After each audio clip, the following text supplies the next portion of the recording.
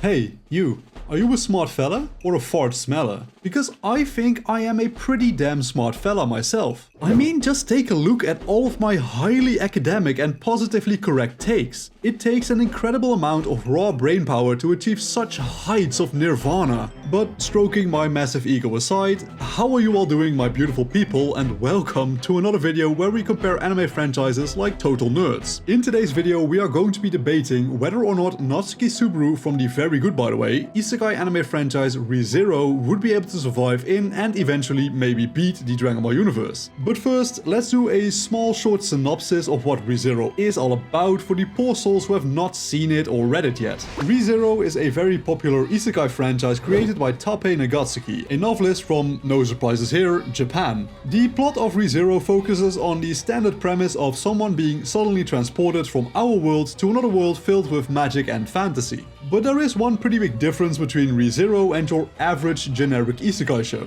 Re:Zero starting life in another world could just as well be called Re:Zero Watch Subaru Suffer Repeatedly Simulator. Because unlike your standard BS overpowered isekai protagonist, Subaru can easily be considered the weakest guy in the show, at least among the main cast. When Subaru gets transported to the kingdom of Lugunica, well, let's just say he does not get to enjoy the most funnest time ever. Most of his early days in this world are filled with pain, suffering, blood, some more suffering, and a little more pain as the cherry on top. But don't fret, even Subaru eventually gets going and even finds a waifu for lifeu or two. But before we talk about what Subaru's own story is, I have an important announcement to make. Spoiler warning!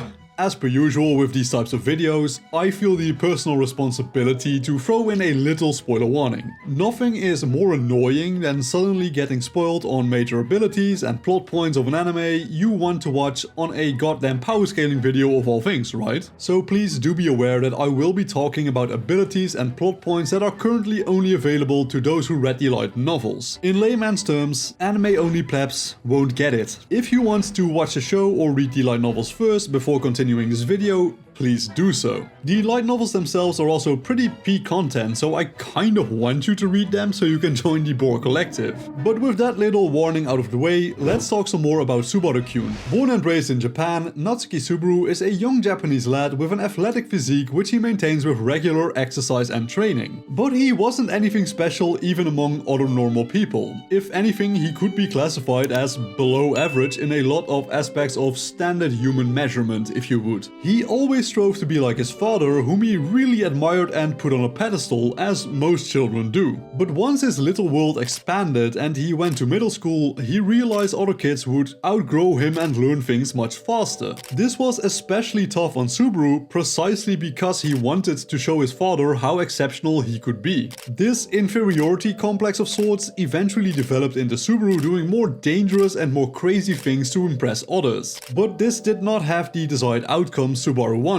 Instead of people gravitating towards him, people began keeping their distance from him instead. This eventually resulted in Subaru becoming a full-blown NEET who never left his house except to go to the convenience store at 3 AM. Both of these aspects of his personality can still be seen when he enters the new world. Subaru is still kind of an airhead, I guess, who tends to lack the concept of think before you act, ultimately leading him to make rather irrational and emotional decisions. But he does complement this by being very loyal to those he holds dear. He is also not the most social person initially due to his neat mentality, but this does change later on when he gets more comfortable with the new reality he is in and he gets to know the people better. Initially, upon being transported to the other world, he also thought he would be super mega overpowered, no doubt due to the influence of media he consumed whilst he was a NEET. But he got humbled really fast and realized that in the pecking order of this new world, he was akin to an earthworm crawling around in the dirt. Which sounds really harsh, I know, but it is the painful truth. Subaru lasted an entire whole hour or something before being beaten and stabbed to death, thus ending his adventure in this new world filled with fantasy and adventure. Or so he thought. It turns out Subaru got one special little ability before entering this new world. Subaru can return by death.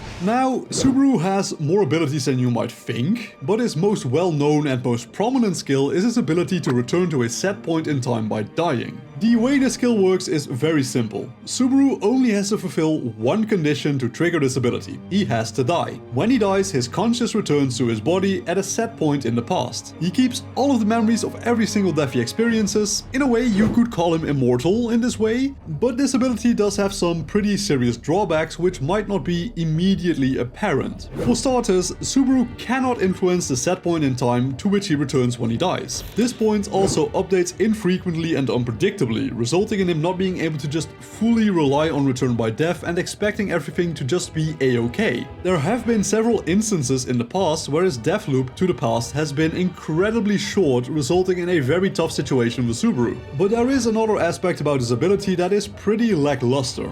He does not get stronger in any way when he uses it. Whilst he does keep the memories from when he died, he can't get stronger by repeating the same events. It's not like if he would get super muscular in one of his loops and he would die, that he would still be super muscular when he returns. He would simply return to the stat line he had when he was, at that point in time. So, for example, take a scenario where his set point to return to is very close to his death. He would know what's coming, but he couldn't do anything about it. Subaru is very reliant on those around him to fight for him in those scenarios. But Subaru can do some magic of his own. He can use basic yin magic spells and has his partner Beatrice to fight for him on the magical side of things. Beatrice is a great spirit who is pretty powerful in the confines of ReZero, so she can't be overlooked as a part of Subaru's abilities. But do keep in mind that Beatrice can only draw mana from Subaru and not from the air surrounding her, essentially limiting her powers pretty severely in comparison to when she did not have to rely on Subaru for mana. But in terms of the actual magic spells he can use, he does have some pretty strong ones. You have EMM, which distorts time and space around Subaru, resulting in severing him from the world and making any attack launched at him null and void.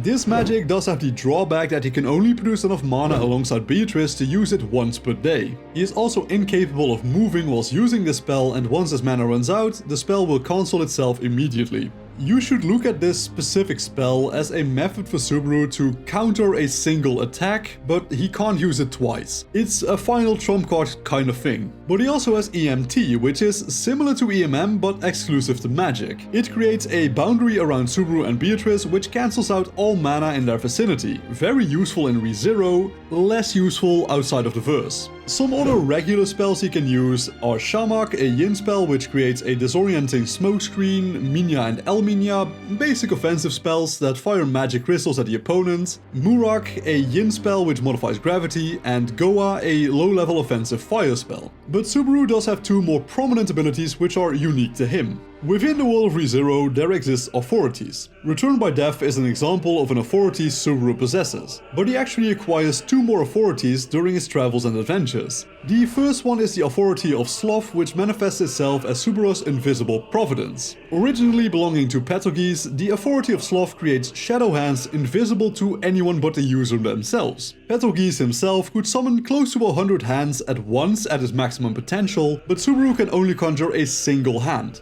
But even so, this ability is still very useful in sucker punching the enemy and should not be easily overlooked. It's quite a powerful ability, even though Subaru has not really fully mastered it yet. And his second authority is the authority of Greed, which manifests itself in Subaru as his Corleones or Lion's Heart. This authority has two available uses. The first use is that Subaru can take on the pain of those he recognizes as allies, effectively buffing his allies by allowing them to feel less pain. And the second use of the ability is that Subaru can share and distribute his own pain among allies who have specifically accepted this burden from him. Now, in terms of abilities, this is about as good we can make Subaru in this quest in Dragon Ball. But is this enough for him to survive there? Subaru's survival in Dragon Ball would honestly be a very tough one to grade. His ability Return by Death technically means that he can't truly lose a fight. He can simply reset and try again until he finds a solution to win. Well, theoretically, that is. As I mentioned earlier, he could get caught in an infinite loop where his save point is so horribly bad that he can't find a suitable method of overcoming the fight. Let me give you a quick example. Say Vegeta has just defeated Goku because in this timeline he never died and trained with King Kai due to Subaru's interference during the battle with Raditz. Vegeta swiftly takes out the other Z fighters and eventually takes out Subaru too. Subaru returns by death and Vegeta has just defeated Goku. Do you see where I'm going with this? The unpredictable factor of him not being able to control the set point in time where he returns by death to is going to be his biggest Achilles heel. Subaru is almost completely reliant on others to do the heavy lifting for him. In the world of ReZero, he has Reinhardt, Garfield, Emilia,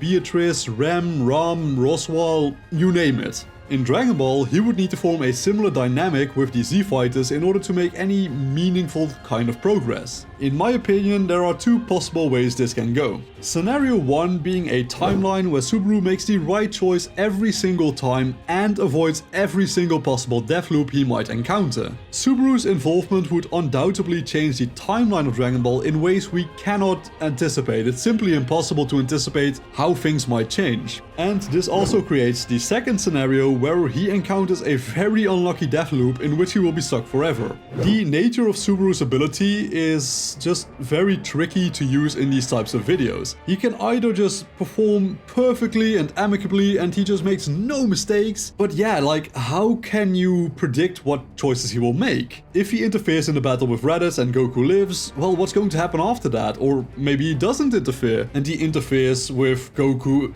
fighting against Vegeta. How will that change? Maybe he goes to Namek and he interferes with the search for the Dragon Balls. How does that affect things? The possibilities of placing Subaru in a world like Dragon Ball are quite literally infinite. You will have a just gazillion good outcomes and a gazillion bad outcomes. The simple truth is that Subaru is only as strong as the allies he has to support him. And to be fair, the involvement of Subaru in a lot of these instances could really negatively affect the efficiency of the Z fighters. You have scenarios where he could warn them about the androids years in advance, even before Trunks does. And you could also have a scenario where his interference in a battle with Raditz kills Raditz really quickly, which again results in Raditz being unable to alert the Z fighters of Vegeta and Nappa coming to Earth, which would really affect the amount of training the Z fighters would ordinarily do after they learn of the Saiyans' arrival. You can literally play Subaru in every possible saga and it would be both possible and impossible at the same time for him to either win or lose. He could clear everything by making clever use of the Z fighters, or he could get stun-locked by General Blue. Like, you get what I mean? Subaru's ability makes him a complete wildcard character in any type of power scaling discussion. And this is also the reason why I will be placing him in the question mark tier, because I simply cannot place him anywhere else.